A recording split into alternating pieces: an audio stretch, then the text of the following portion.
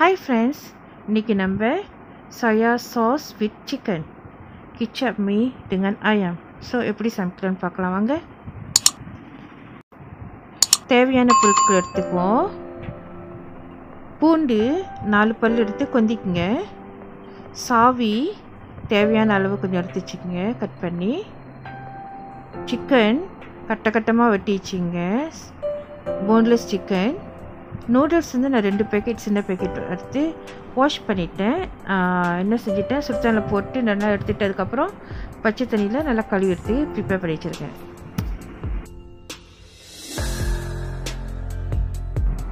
இப்போ நம்ம சிக்கன் வந்து 10 நிமிஷம் மேரினேட் பண்ணோம்.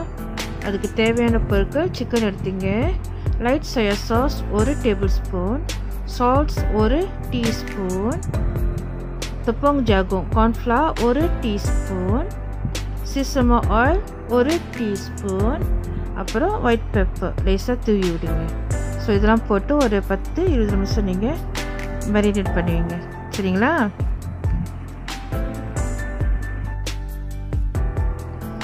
இப்போ நம்ம சாஸ் ப்ரிப்பேர் பண்ணலாம். ஒரு எம்டி பவுல் எடுத்துக்கிட்டு சுடு தண்ணி ஊற்றிடுங்க. ஒரு 2 கப் ஹாட் வாட்டர் ஊற்றிக்கிங்க. அதுக்கப்புறம் வந்து 1 டீஸ்பூன் சுகர் போட்டுங்க. 1 tablespoon light soya sauce, 1 tablespoon oyster sauce போட்டு நல்லா மிக்ஸ் பண்ணி விடுங்க. 2 tablespoon dark soya sauce. So இதெல்லாம் போட்டு நல்லா கலந்துங்க.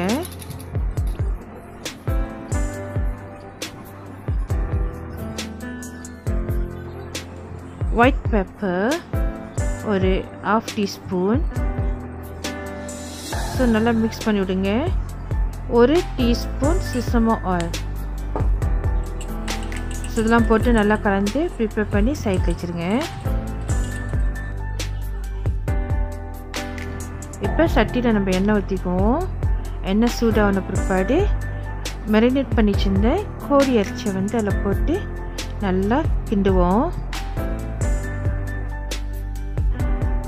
நல்லா கிளறி விடுங்க.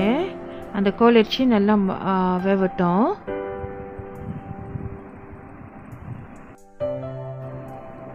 KICAP mee சைனீஸ் ஸ்டைலில் எப்படி நம்ம சமைக்கிறது ஒரு சிம்பிளான ரெசிபி தான் இது. நீங்கள் சாஸ்லாம் மிக்ஸ் பண்ணி வச்சுட்டு ஸோ அதில் ஊற்றி கிண்ட வேண்டியது தான். ஸோ ரொம்ப சிம்பிளான ஒரு ரெசிபி இது.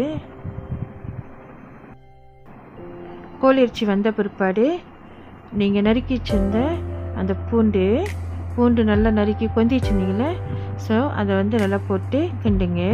பூண்டு வாசம் வரணும். வந்த பிற்பாடு தான் வந்து நம்ம அடுத்து ஸ்டெப் போகணும். ஸோ அது வரைக்கும் அடி பிடிக்கி அந்த பூண்டு நல்லா மணம் வர வரைக்கும் நல்லா கிண்டி விடுங்க.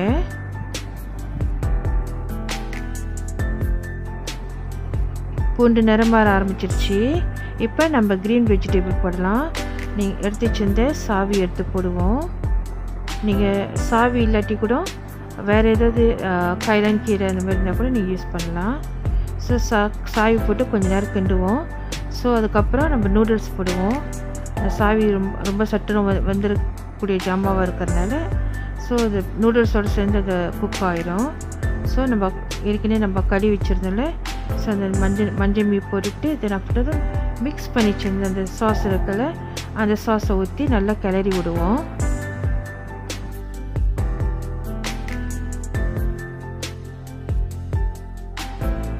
நம்ம கிண்ட அது பேலன்ஸ் ஆகும்.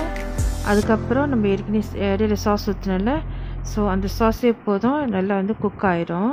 அதில் சால்ட் எல்லாம் போட்டிருக்கோம், தனியாக எதுவும் போட வேண்டியதில்லை.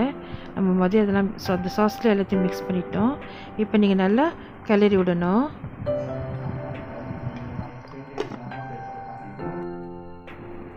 soya sauce noodles with chicken is ready. இதோடு நம்ம அடுத்து சிம்பிளான ரெசிபியில் மீட் பண்ணுவோம். இந்த வீடியோ உங்களுக்கு பிடிச்சிருந்துச்சுனாக்கா சப்ஸ்கிரைப் பண்ணுங்கள், பெல் பட்டன் அமுத்துங்க, லைக் பண்ணுங்கள், கமெண்ட் பண்ணுங்கள் அண்ட் ஷேர் பண்ணுங்கள். தேங்க்ஸ் ஃபார் வாட்சிங். Happy cooking. Bye bye.